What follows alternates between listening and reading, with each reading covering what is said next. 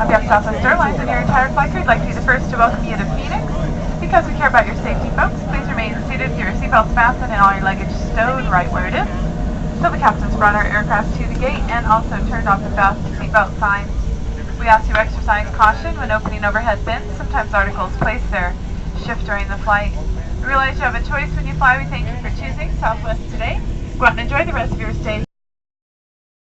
Continue on to Louisville. So if you're going on with us, please remain in your seat so we can count you as a through passenger. Once again, very important, if you're going on to Louisville, please remain in your seat. Please refrain from switching seats or using the restroom until we've counted you. Have a great day, folks, and please come back and see us. Enjoy your weekend. Bye-bye.